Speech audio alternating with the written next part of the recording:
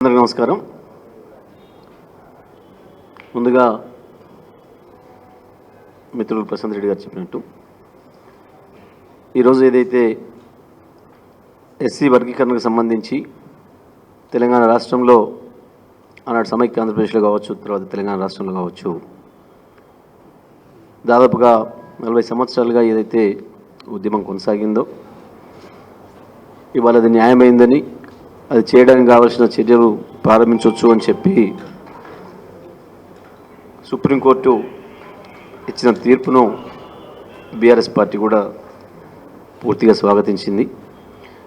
వాస్తవానికి తెలంగాణ రాష్ట్రం ఏర్పడిన వెంటనే గౌరవ ముఖ్యమంత్రి గారు శాసనసభలో తీర్మానం ప్రవేశపెట్టి ఏకగ్రీవంగా కేంద్రానికి పంపించి వెంటనే తగు చర్యలు తీసుకోవాలని చెప్పి 10 సంవత్సరాల క్రితమే చెప్పడం జరిగింది. అదే సందర్భంలో చాలా సంవత్సరాల ముందు నుంచి ఆ ఎంఆర్పిఎస్ ఉద్యమంలో పాల్గొని ఆ ఉద్యమంలో అమరులైన బిడ్డలకు కూడా బీఆర్ఎస్ పార్టీ నుండి, ప్రభుత్వం నుండి సహకారం అందించి వారి కుటుంబాలకు సహాయం అందించింది కూడా కేసీఆర్ గారే. మొదటి నుండి కూడా మా పార్టీలో ఉన్న ఇతర వర్గాలందరినీ కూడా ఒప్పించి బీఆర్ఎస్ పార్టీ పెట్టిన రోజు నుంచి కూడా 20 సంవత్సరాల నుంచి కూడా ఈ ఎంఆర్పిఎస్ ఉద్యమానికి మద్దతు తెలపడం జరిగింది. మరి ఇవాళ తప్పకుండా ఆశయం కొరకు అమరులైన ఆ మిత్రుల ఆత్మలన్నీ శాంతిస్తాయని, ఇవాళ కొట్లాడిన వేలాది మంది కార్యకర్తలందరూ కూడా నేను శుభాకాంక్షలు తెలియజేస్తూ, మరి ప్రభుత్వాలు కూడా, కేంద్ర రాష్ట్ర ప్రభుత్వాలు కూడా వెంటనే కోర్టు తీర్పుకు అనుకూలంగా చర్యలు ప్రారంభించి సాధ్యమైనంత తొందరలో అమల్లోకి తీసుకురావాలని చెప్పి కోరుతూ, నిన్న ఇవాళ శాసనసభలో జరుగుతున్న ఈ దుశ్శాసన పర్వం, దుర్యోధనులు దుశ్శాసనులు తయారైనరు శాసనసభలో దురదృష్టవశాత్తు. వాస్తవానికి నిన్న శాసనసభ చూసిన ప్రతి ఒక్కరికి ఆశ్చర్యం కలుగుతుంది. ప్రత్యేకించి నిన్న ఇద్దరు కూడా, సబితక్క కావచ్చు, సునీతక్క కావచ్చు, ఒక మాట కూడా మాట్లాడలేదు. వారి నోటి నుంచి ఒక మాట కూడా వెళ్ళలేదు. కనీసం ఏదో మాట్లాడదామని స్పీకర్ గారిని సమయం కూడా అడగలేదు.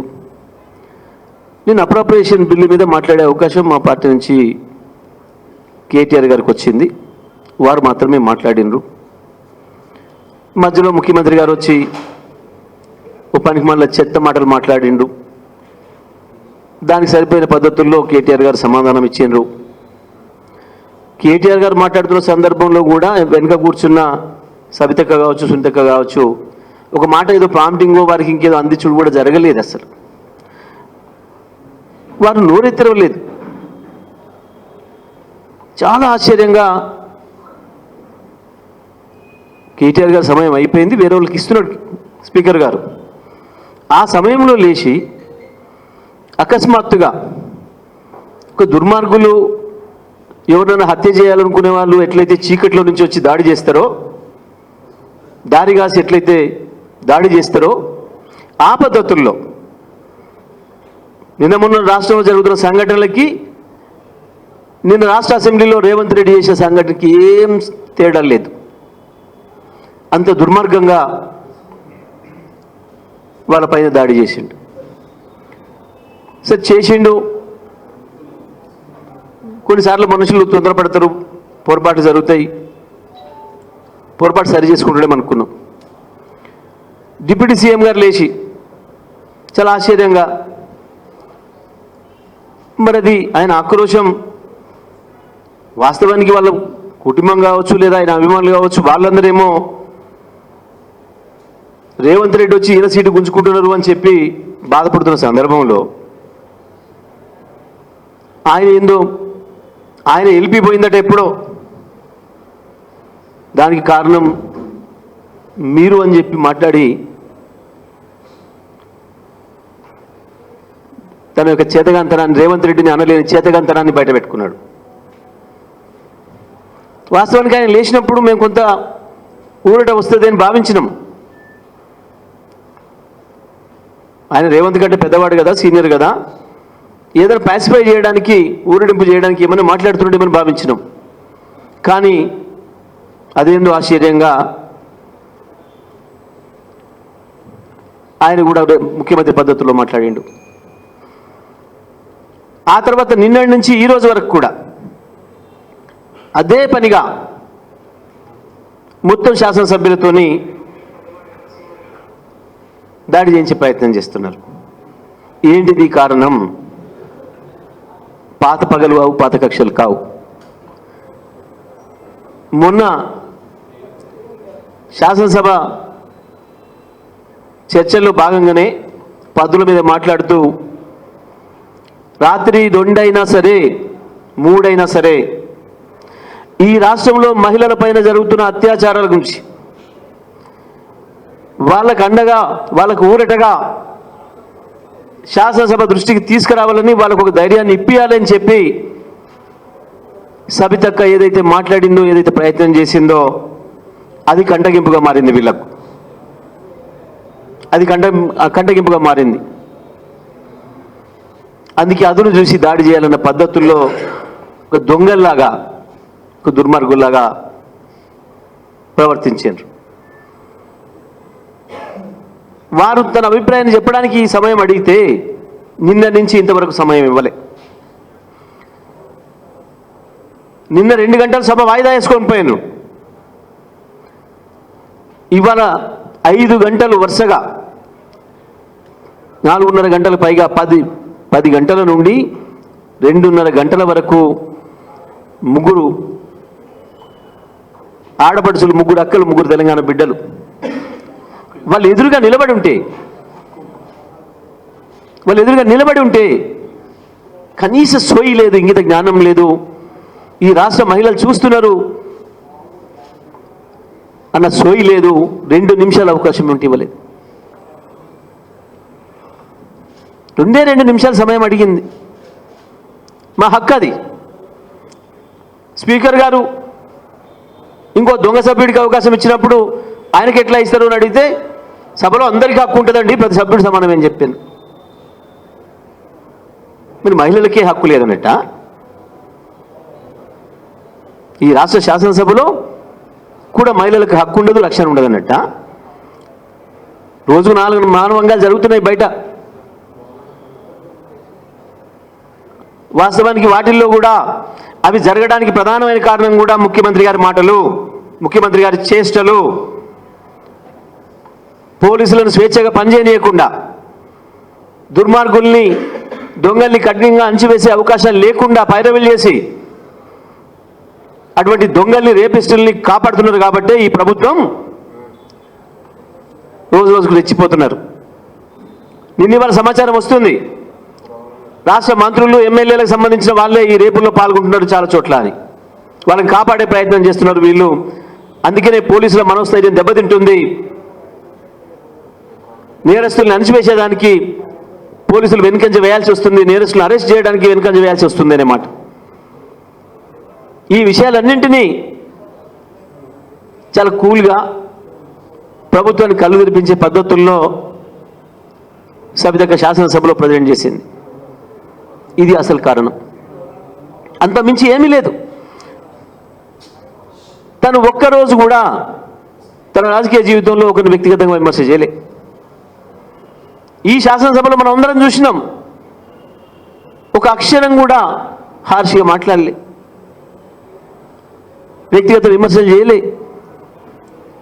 తను మొన్న రాత్రి మధ్యరాత్రి మాట్లాడినా ఒక్క మాట కూడా, ఒక్క పదం కూడా తూలలే. నేను విమర్శ చేస్తలేను, ప్రభుత్వం దృష్టి తీసుకొస్తున్నా, మహిళలకు రక్షణ కల్పించండి అని మాత్రమే అడిగింది ఒక మహిళగా. చివరికి ఈ రాష్ట్ర మహిళలకు అండగా నిలబడడానికి సబితక్క సునీతక్క చేసిన ప్రయత్నం వాళ్ళ మీదే దాడికి వచ్చింది. ఇది మరి ఈ రాష్ట్రంలో జరుగుతున్న తంతు. రాష్ట్ర ప్రజలు, ప్రత్యేకించి తెలంగాణ అక్క చెల్లెళ్ళు, తెలంగాణ ఆడపడుచులు గమనించాలి విషయాలు. ఇక వీళ్ళు సబితక్కనే చూసి వణికిపోతున్న ఈ పనికిమాలిన వాళ్ళు ఈ లిల్లిపుట్లు కేసీఆర్ రావాలి, కేసీఆర్ లేరు. ఏమిడికి మీ ముఖానికి కేసీఆర్? సబితక్కకు 2 నిమిషాలు సమయం ఇవ్వడానికి వణికిపోతున్న మీకు కేసీఆర్ దేనికి రా? కేసీఆర్ కావాలనా? ఈరి కేసీఆర్ తరఫున సబితక్కకు 2 నిమిషాల సమయం వీరి చూస్తుంది. తెలంగాణ మహిళా లోకం, తెలంగాణ సభ్య సమాజం అంతా చూస్తూ ఉంది మీ ప్రవర్తన. ఒక ఊర కుక్కర్లాగా, పిచ్చి కుక్కర్లాగా ఎట్లా దాడి చేస్తున్నారో సబితక్క పైన, మహిళా లోకం పైన తెలంగాణ సమాజం అంతా చూస్తూ ఉంది. మీరు సభను నడిపే విధానం చూస్తూ ఉంది. 2 నిమిషాల సమయం ఇవ్వకుండా 2 గంటలు వాయిదా వేసుకొని పోయి సబితక్క సమయం అడిగితే రూల్స్ చెప్తున్నారు. సభా సమయం వృధా అవుతుంది.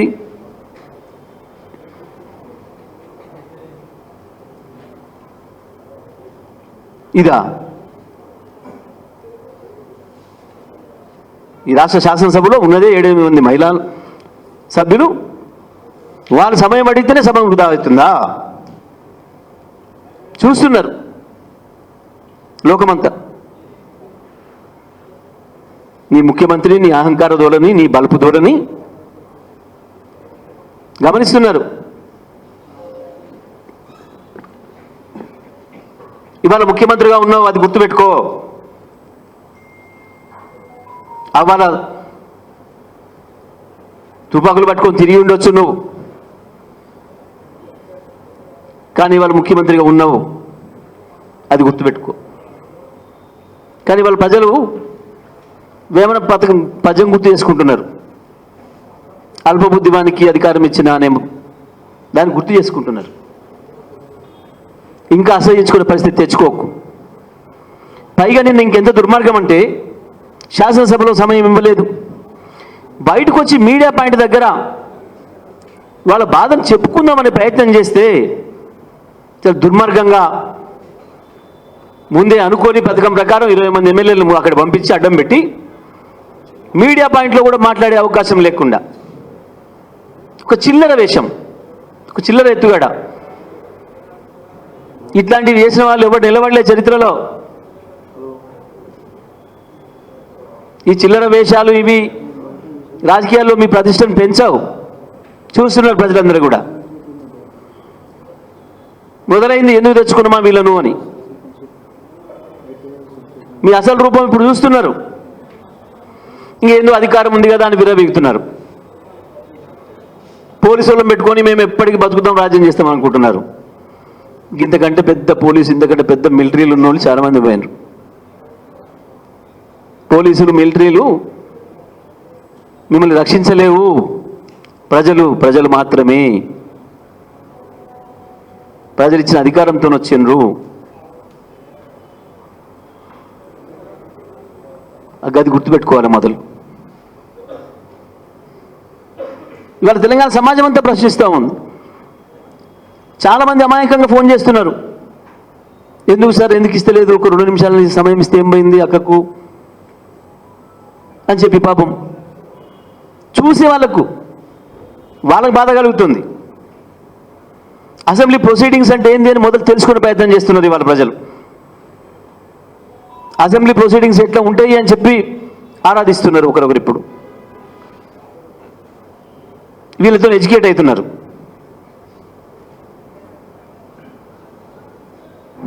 ఏ రకంగా సభ నడుస్తుంది, ఏ రకంగా ప్రతిపక్షం పట్ల వీళ్ళు వ్యవహరిస్తున్నారు, మహిళల పట్ల వీళ్ళు ఏ రకంగా వ్యవహరిస్తున్నారు, ప్రతిదీ చూస్తున్నారు. వాస్తవానికి సభలో లేని వ్యక్తుల గురించి మాట్లాడకూడదు అనేది ఒక నిబంధన, మొదటి నిబంధన. సభలో ఉన్న సభ్యులపైన ఏదైనా ఆరోపణ చేయదలుచుకుంటే ముందు రోజే సమాచారం ఇచ్చి, ముందు రోజే స్పీకర్ అనుమతి తీసుకొని, ఎవరి మీదనైతే ఆరోపణలు చేయదలుచుకున్నారో ఆ సభ్యులు కూడా నోటీస్ ఇచ్చి మాట్లాడాలి వాస్తవానికి. కానీ లేవు, ఏ రూల్స్ లేవు, ఏ నిబంధనలు లేవు. అధికార పక్షానికి వచ్చేవరకే ఇష్టం వచ్చిన పద్ధతుల్లో ఇస్తారు. ప్రధాన ప్రతిపక్షం మాట్లాడితే లేని రూల్స్ చెప్పి సొంతంగా తయారు చేసిన రూల్స్ చెప్పి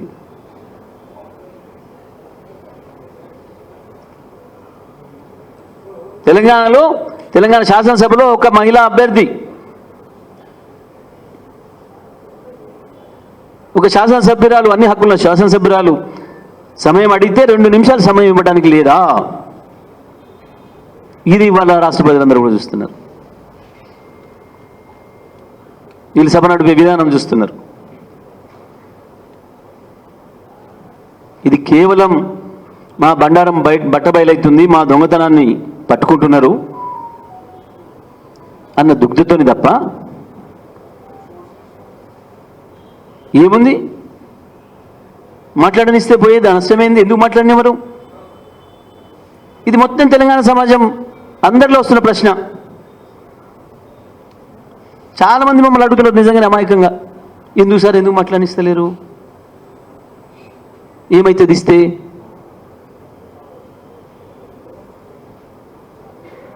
మైక్ ఇస్తే ఏం జరుగుతుంది? ఎందుకు భయపడుతున్నారు? ఎందుకు వణుకుతున్నారు? ఏం జరుగుతుందని వణుకుతున్నారు? ఇంతటి వాళ్ళకి ఇంకా సభానాయకుడు లేడు, ప్రతిపక్ష నాయకుడు లేడు.